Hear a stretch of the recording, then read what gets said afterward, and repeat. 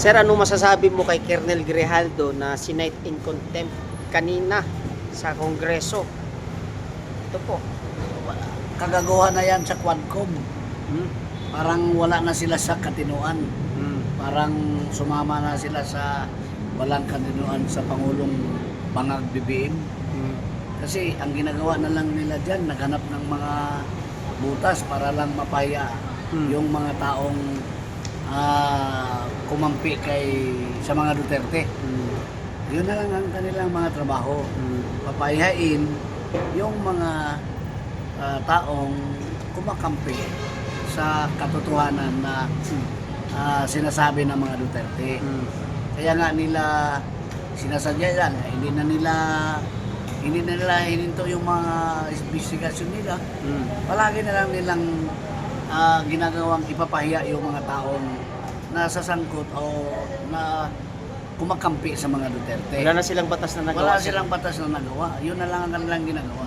Well, we understand na yan naman ay mga utos lang nung liderato sa Kamara, si Speaker Martin, dahil galit na galit siya sa mga Duterte, dahil talagang wala siyang tsansa sa 2028.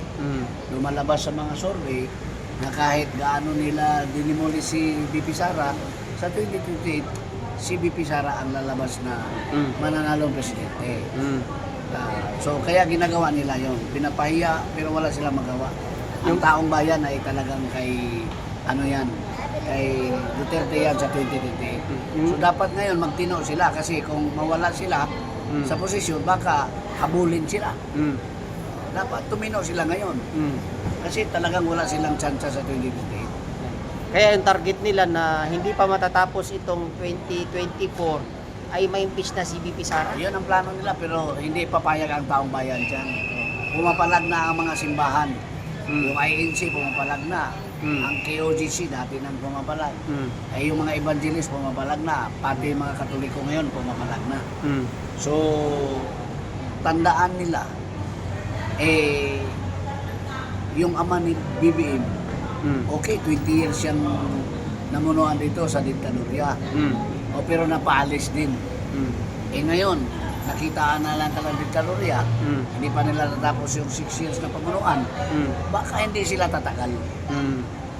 Diba? Kasi ang taong bayan,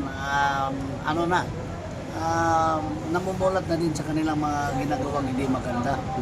Puro na lang sila pagnanakaw ng pera ng taong bayan, nagmamayari ng mga malalaking mga kumpanya, lahat-lahat na parang binilisan nila eh. Pero makikita yan, pag wala na sila, habulin talaga sila. Yun. Kaya huminto na sana sila. Ayan. So, maraming salamat, sir, ha. Thank you po.